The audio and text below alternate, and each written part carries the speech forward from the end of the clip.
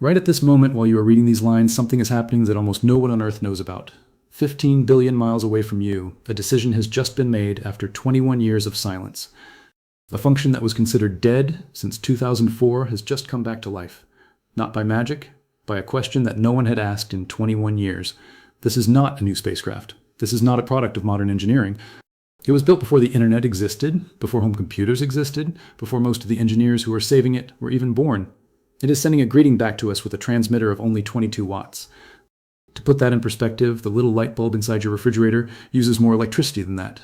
And this tiny, ancient, power-starved machine that was only supposed to operate for a few years is now carrying out one of the most daring rescues in the history of space exploration. The engineers at JPL are not using the word repair for this. They are using words like miracle, miraculous, redemption, and we almost waited too long. This is the story of Voyager 1, and this is the part the headlines are not telling you. It is not only that a function dead for 2 decades has just come back to life from 15 billion miles, it is a risk of explosion in a place where no rescue could ever arrive in time. It is a race against a silence that had already been locked into the calendar. And it is what is happening to Voyager right now in 2026, after the rescue has succeeded, that no one is talking about. Stay with me, because by the time this story ends, you will never look at Voyager the same way again. Subscribe right now if you want to hear more stories like this, because we are only just beginning. Let us go back to the year 2004. A signal arrived at JPL from 13 billion miles away from Earth, carrying a message that no one wanted to receive. 2 small heaters inside a thruster cluster had shut off and refused to turn back on. Voyager 1 was then 27 years old, having already outlived its original expected lifespan 5 times over. It had not yet crossed the heliopause. There were still 8 years to go before that boundary. But it was still the farthest working scientific machine that humanity had ever built. Still transmitting signals across an ever-growing void, still collecting data, still operating on hardware that modern engineers look at and shake their heads in amazement. And it still needed its roll thrusters to keep the 3.7-meter-high antenna pointed precisely at a tiny point in the sky, the tiny point we call home. If you have never heard of a roll thruster before, here is a way to picture it. Voyager does not fly in a straight line like an arrow. It spins around its long axis like a record on a turntable, slowly and continuously. That spin keeps a sensor on the side of the spacecraft locked onto a guide star named Canopus. And it is that lock on Canopus that keeps the antenna pointed correctly at Earth. Lose roll control and you lose Canopus. Lose Canopus and you lose the antenna and you lose Voyager. That is the most fragile chain of dominoes in the entire mission. And those roll thrusters need 2 catalyst bed heaters to warm the fuel before it is fired. Without hot heaters, the hydrazine does not decompose evenly. Without even decomposition, the thrusters do not work. And one day in 2004, both heaters lost power at the same time. No signal, no alarm, they simply stopped running. The attitude control system, which the JPL engineers call by the dry name AACC, short for Attitude and Articulation Control System, reported that the 2 heaters had gone silent. The engineering team checked everything they could check from 13 billion miles away. They ran diagnostics, they sent test commands, they waited tens of hours for each reply, and finally they reached a conclusion. The heaters were permanently burned out. Unrepairable. Fortunately, there were fully functional backup roll thrusters ready to take over. The team accepted the switch to the backups, and the primaries were officially declared dead. The team at the time was fine with that decision. They had perfect backups. And frankly, they did not think Voyager would live another 20 years. And for 21 years, that decision was the correct one. Until the day it became the decision that had nearly killed us. Because during those 21 years, there was a secondary machine that had been working every day, every hour, every minute to save Voyager from the consequences of that surrender. Voyager was not designed to operate like an arrow flying straight through space. It needs to keep the 3.7-meter-high antenna pointed precisely at Earth at all times, and to do that, it must spin around its long axis like a record on a turntable. That spin is not for appearance. It is the only way a sensor on the side of the spacecraft can stay locked onto the guide star named Canopus, the second brightest star in the sky after Sirius. The star tracker locks onto Canopus, so Voyager knows where it is in the endless darkness. And to maintain that spin, Voyager carries a total of 16 hydrazine thrusters, 8 primary, and 8 backup, each pair with its own roll. The roll thrusters are the smallest, the least noticed of all 16, until the day they were no longer there. Voyager fires about 40 thruster pulses every day to maintain its orientation. Each pulse lasts only a few tens of milliseconds, shorter than the blink of an eye, like a small breath in the dark. That secondary machine had been breathing 40 times every day for 21 years. If you want a number, here is the number. 40 times 365 times 21, more than 300,000 pulses. No rest, no failure, unnoticed by anyone, And with every one of those breaths, even though you never knew it, something enormous was being saved. While you slept, the backup roll thrusters had breathed 40 times to keep us still able to hear Voyager. The next night, the night after that, for 21 years. While you went to school, went to work, met friends, it kept breathing. While generations of smartphones were born and became obsolete, it kept breathing. While new engineers joined JPL, then grew old, then retired, it kept breathing. No one had ever planned for that. Stop and think about that for a moment. 7,665 days. No rest, no failure. Just a secondary machine that no one had ever planned would have to do the primary job. And now, here's what makes it no longer just a technical detail. If Voyager loses roll control, it loses Canopus from the star tracker. Lose Canopus and you lose orientation. Lose orientation, and the antenna drifts away from Earth. The antenna drifts, and the signal cannot reach us. And at a distance of 15 billion miles, a signal that does not arrive does not mean a temporary loss of signal. It means Voyager is lost forever. There is no way to find a machine that has stopped talking at that distance. There is no way to tell it to turn again from 15 billion miles if the very thing that allows it to turn is broken. The backup roll thruster is not a technical detail. It is the umbilical cord that keeps Voyager's voice connected to us. And for 21 years, no one on Earth had given it a single thought, until the day it began to be strangled. This is where the first twist of the story arrives. From the early 2000s, JPL engineers had begun to see a strange phenomenon in Voyager's telemetry. The fuel lines inside the thrusters were gradually clogging. Not clogging from some foreign object striking from outside, not clogging from cosmic dust or micrometeorites, clogging from Voyager itself, clogging from the inside, and no one could stop it. To understand what was happening, we need to look inside Voyager's fuel tank. Inside there is a rubber diaphragm, a simple design to separate the hydrazine from the pressurant gas. Rubber was not designed to survive 48 years in space. No rubber material had ever been designed for that length of time, because no one had ever thought a machine would live that long. And over time, that rubber degraded. It broke down. It separated into silicon dioxide, a kind of ultrafine sand. That sand was pushed into the fuel lines and gradually built up into a hard layer inside. Voyager was being poisoned by its own body. This phenomenon was first recorded on a European satellite in the 1990s. No one at the time knew what it was. And while engineers were trying to figure it out, Voyager, without knowing, without warning, without anyone to ask, had become the painful pioneer of that lesson. Now look at the numbers. The fuel lines inside the thrusters originally had a diameter of only 1/4 of a millimeter. That was already very small. After 4 decades of accumulation, the silicon dioxide deposits had narrowed them to 35 thousandths of a millimeter. If you cannot picture that number, here is a way to picture it. About half the diameter of a human hair. Not half a hair, half the diameter, even thinner than that. A deposit smaller than a grain of sand, thinner than half a hair, was strangling the only machine still speaking to us from the space between the stars. And the worst part is, there is no way to reverse it. There is no way to flush that deposit clean from 15 billion miles away. No technician can arrive with a cotton swab and clean it. The only strategy JPL had used for the past 20 years was to rotate among different sets of thrusters to share the clogging so that no single set took the full pressure. But by 2024, there were not many sets left to rotate among. The other sets were either clogged or weak or unable to produce the needed roll motion, and the JPL team's forecast was cold to the point of being hard to believe. The backup roll thrusters, the secondary machine that had breathed 40 times every day for 21 years, could clog completely as early as the fall of 2025. If that happened, there was no plan B. Now stop for a moment and sit with that. A machine that had survived 4 decades in the harshest environment humans had ever placed an object into, about to be brought down not by the universe, but by its own aging body, by a degraded rubber deposit smaller than a grain of sand.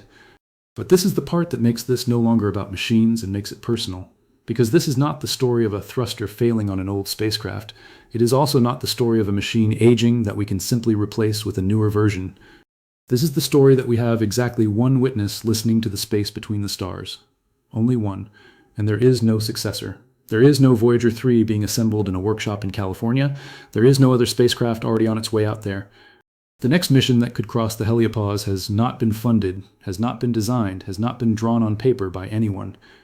And even if you imagine the most optimistic scenario, a mission funded and launched today, that machine would still take at least 25 years to reach the edge of the solar system. 25 years of flight.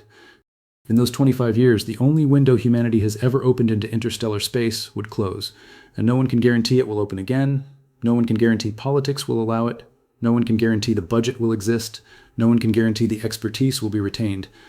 There is a question humanity has asked since it first learned to look up at the night sky. What is out there? Is anyone out there? What does interstellar space actually look like when you are in it? We have exactly one machine answering that question in real time. Exactly one. And that machine right now is being strangled by a rubber deposit smaller than a grain of sand. The survival of the answer to humanity's oldest question depends on a detail smaller than a grain of sand. And now the story becomes stranger still, because before we talk about the rescue solution, we need to go back to the year 2004, because for 21 years there was a truth that no one had thought of. For 21 years, everyone at JPL had believed those two heaters would never return. That was not a hypothesis. That was knowledge. That was what was written into the technical documentation passed on to every new engineer who entered the control room, accepted as an undisputed fact. New engineers joining JPL were taught from their very first weeks that the primary roll thrusters were a dead branch, a part of the spacecraft you no longer needed to care about. That was knowledge handed down between generations of engineers. The person who taught it to the next had never doubted it. The person who learned it had never thought to check it again. It was simply the truth, until early 2025. Before continuing, there is something you need to know. The JPL team had once seen something thought to be dead come back to life before. In 2017, when the primary thrusters began to clog, they had needed to use another set of thrusters called the TCM set, short for Trajectory Correction Maneuver, designed to adjust trajectory during the flybys of the giant planets in the 1980s. That set had not been activated for 37 years. 37 years of quiet sleep in the dark from the last time Voyager flew past Saturn in November of 1980. And when the command was sent, they worked perfectly as if they had just been manufactured the day before. That was the first time JPL learned that sometimes what we call dead is only what is sleeping. But the TCM case was different from this one. The TCM did not need heaters turned on before firing. The TCM had no risk of a hard start. This time was different. This time, if they got it wrong, it could explode.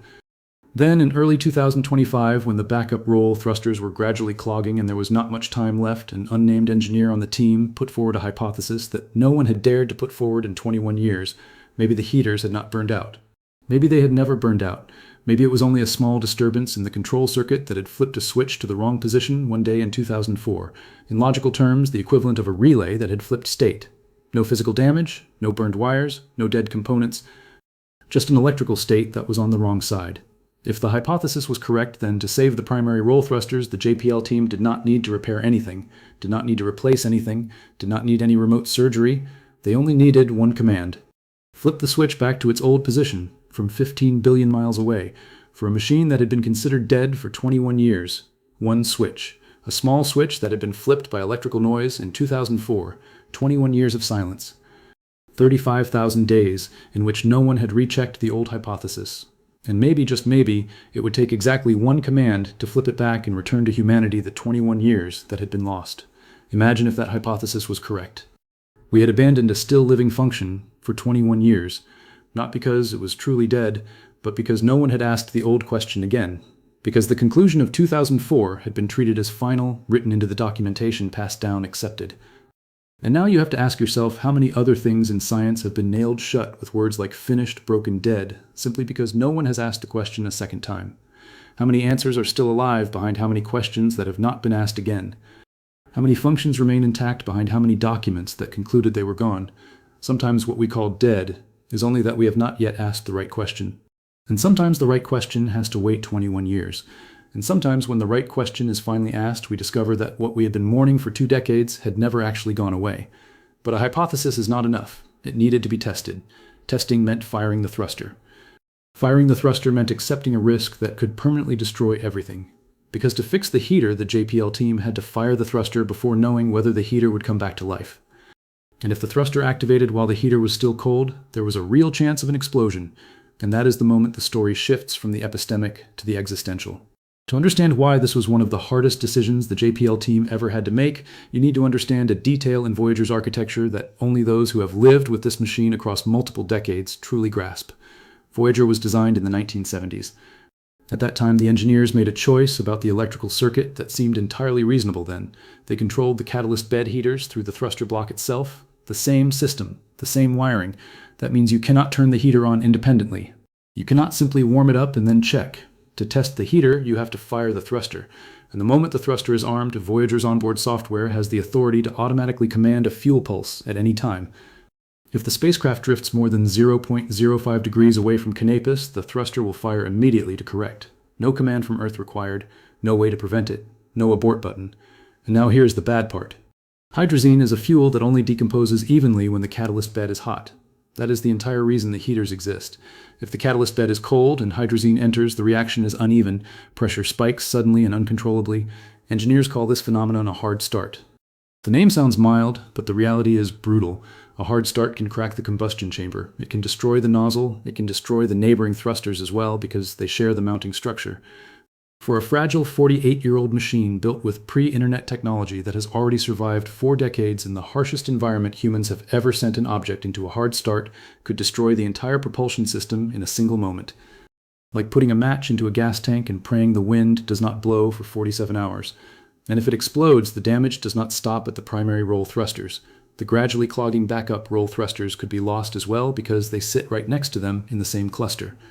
If both are lost, Voyager would have no roll capability left at all, no way to keep Canopus in the star tracker, no way to keep the antenna pointed at Earth, no voice left. The end would not come after years of gradual decline as the power slowly ran out. The end would come in an instant because of a decision we ourselves made, the end of the machine carrying 48 years of irreplaceable data, the end of the only window humanity has ever opened into interstellar space. Think about that moment from inside the JPL control room. You have a hypothesis, you have a plan, you have calculated every risk. You have aligned Voyager's star tracker as precisely as possible to minimize the chance it drifts off Canopus during the warm-up. You have written the command sequence, checked every line, had colleagues check it again, then checked it one more time. You know that in the next 47 hours there will be a stretch of time when you will not know whether Voyager is alive or dead. You know that if you are wrong, there is no way to recover, no second command to abort, no one else to call, and you press the send button. This is not a purely technical decision. You cannot decide this with equations and spreadsheets alone. This is an ethical decision on a cosmic scale. They had to place with their own hands the possibility of permanent destruction into the hands of humanity's only witness in interstellar space, and pray it would not trigger during nearly 2 days of waiting. And the clock had started counting down long before the day they pressed send. In southeastern Australia, near the city of Canberra, a giant dish antenna stands waiting. 70 meters wide, 73 meters tall, large enough that a baseball field could fit inside the dish. It began operating in 1972, 5 years before Voyager was even launched. Its official name is Deep Space Station 43, abbreviated DSS-43, and here is what most people do not know. DSS-43 is the only antenna on Earth with a transmitter powerful enough to send commands to Voyager. Not one of many, the only one. There are other dishes in the Deep Space Network at Goldstone and at Madrid, and they are good enough to hear the signals Voyager sends back. But they are not powerful enough to send commands the other way at that distance. Voyager itself has only a 22-watt transmitter, smaller than the light bulb inside your refrigerator. When that signal finally reaches Earth after 23 hours of travel, the remaining power is 1/10 of a billionth of a watt. An electronic wristwatch on your arm consumes more electricity than that by a factor of 20 billion. To hear that whisper, DSS-43 and the 2 other dishes must work together like one giant machine spanning the planet. Every rescue command, every correction, every decision sent to Voyager in the past 48 years has gone through exactly one dish antenna. Our only witness has only one ear to hear our commands, and that ear was about to be covered for 10 months. NASA had scheduled it years earlier. On the 4th of May, 2025, DSS-43 would enter a major maintenance period to prepare for future crewed lunar missions. It could not be postponed. It could not be moved. It could not be negotiated.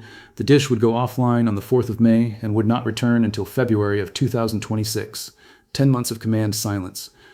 Within that span, there were only 2 short windows in August and December of 2025. If the backup roll thrusters died completely during those 10 months, there would be no way to send a rescue command. Voyager would simply fall into permanent silence while no one was listening. The JPL team set itself a cold deadline. The primary roll thrusters had to come back to life before the 4th of May. If they could not make it in time, it was better not to flip the switch at all. One switch, to be flipped before a specific day in May of 2025. After that, there would be no more chance. The JPL team decided to send the command on the 19th of March. The signal left Earth at the speed of light, taking 23 hours and 30 minutes to reach Voyager.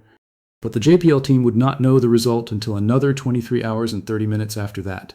In the nearly 47 hours between those 2 moments, Voyager could have turned the heaters on and warmed up, or it could have exploded and fallen silent forever.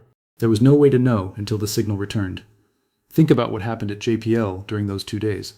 You come to work, you go to meetings, you eat lunch, you remind yourself that every calculation was correct.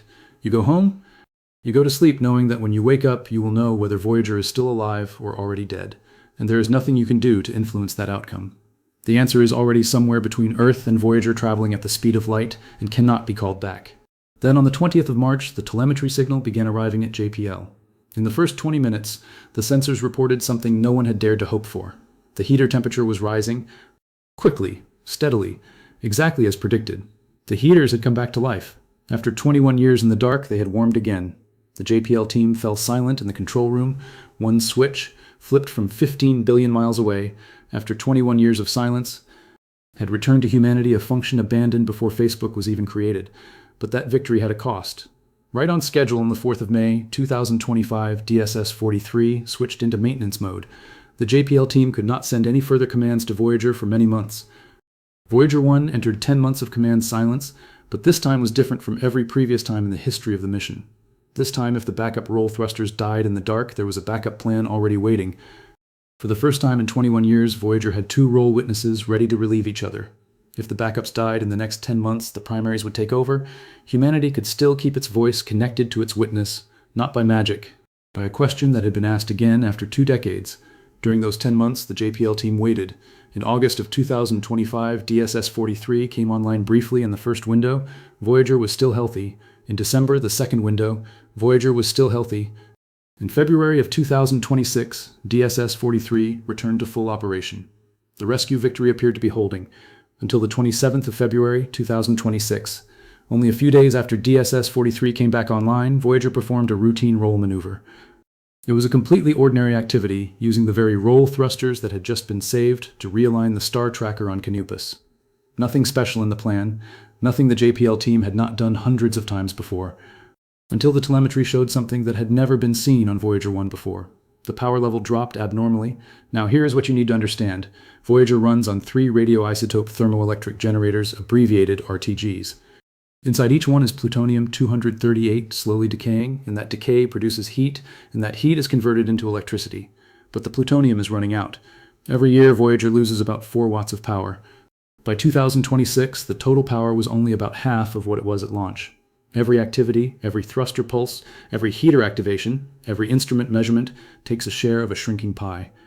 And the very roll maneuver we had just saved, the very function we had traded 47 hours of tension to revive, had just become one of the largest burdens on the dwindling electrical system. But electricity is not the only thing running out. Voyager's own voice is wearing thin as well. At launch in '77, Voyager sent data back to Earth at a rate of 115,000 bits per second. Today, that rate is only 160 bits per second, 700 times slower. If you tried to download a 5 gigabyte movie over this link, it would take more than 8 years to finish. That is the whisper we are listening to, and JPL had to act. On the 17th of April, 2026, they decided to turn off one of the remaining science instruments. LECP, short for low energy charged particles. This instrument had measured low energy charged particles almost continuously since '77, 48 years of uninterrupted data. Turned off not because it was broken, it was still working perfectly. Turned off because Voyager no longer had enough power to keep it running. There is an irony at the center of this story. We saved the roll thrusters to keep Voyager alive, but the very function we just saved is one of the things causing Voyager to run out of power faster. We saved a function. We cannot save the clock. By the end of 2026, Voyager 1 will cross a threshold no civilization in human history has ever reached. It will be so far from Earth that a light speed signal, the fastest anything in the universe can travel, will take a full day to reach it. Not 23 hours, exactly 24 hours. If you send a command on Monday morning, you will not know whether it has arrived until Tuesday morning. You will not receive a reply until Wednesday morning. 2 days for a single exchange of information. 2 days. And at the same time, Voyager is moving at 17 kilometers per second, about 61,000 kilometers per hour. Every second you read this sentence, it travels another 17 kilometers into the dark. At that distance, the sun for Voyager is no longer the central star. It is only a bright point among thousands of other bright points in the sky. But it is still bright. Sunlight reaching Voyager is still 16 times brighter than moonlight reaching us. Still bright enough to read a book by, but not bright enough to save a machine that is running out. And that one light day milestone, spectacular as it is, has another side that no one wants to say out loud. Every year Voyager is farther. Every year the signal is weaker. Every year the response time is longer. Every year we have fewer chances to intervene if something goes wrong. And if in the early 2030s the final signal will arrive at JPL, then right now we are entering the final years of speaking with our witness. In those final years, the silicon dioxide deposits will continue to accumulate in the capillary tubes of the thrusters. No one can reverse it. No one can stop it. Every week, the tubes narrow a little more by a thickness the naked eye cannot see, a deposit half a hair thick. But in the place where we have only one machine answering humanity's oldest question, half a hair is enough. Yet until that final day, there will still be switches that need flipping. There will still be decisions that need making. There will still be 47 hours of waiting between sending and knowing the result. There will still be engineers at JPL sitting in front of screens in the middle of the night, recalculating, checking the hypothesis again, writing the final command sequence before turning out the lights. As long as Voyager can still hear, there will be someone on Earth still flipping the switch for it. That is the contract between humanity and its witness, that no one signed, no one spoke aloud, but everyone is keeping. And after the final signal reaches Earth, after the JPL control room turns off the screens for the last time, Voyager will keep moving. There is no friction in interstellar space. There is nothing to make it stop. In another 40,000 years, Voyager will pass near a faint star in the constellation Ursa Minor, a star with the dry name AC plus 793888, at a distance of 1.7 light-years. No one is waiting there for it. We do not know whether anyone is. We saved a thruster. We did not save the clock. But perhaps that was never the goal. The goal was to let it speak to us for one more day. This is what I want you to take with you. A switch flipped 21 years earlier, a hypothesis no one had asked in 2 decades. A switch flipped from 15 billion miles away, 47 hours of waiting with no ability to intervene. A 70-meter antenna about to cover its ear, a small victory in a war that cannot ultimately be won. And this entire story, this entire cosmic tension exists because of a silicon dioxide deposit half a hair thick inside a capillary tube, thinner than a ballpoint pen tip on a machine built before most of the engineers now saving it were even born. Sometimes what we call dead is only that we have not yet asked the right question. Sometimes the right question has to wait 21 years. And sometimes when the right question is finally asked, we discover that what we had been mourning for 2 decades had never actually gone away. But we won only this once. How many other functions are marked as dead that actually need only a new question? How many other witnesses are waiting for us to ask again? And when Voyager's final day of silence arrives, will we know that we tried our hardest to listen? The question is whether we are asking again enough of the questions we thought we already had answers to. If this kind of story is what you came here for, then subscribe right now and turn on notifications. Leave a comment about what makes you think of the things you abandoned too soon. And share this with someone who needs to hear it, because the story of a switch flipped after 21 years of silence deserves more than the silence currently being given to it.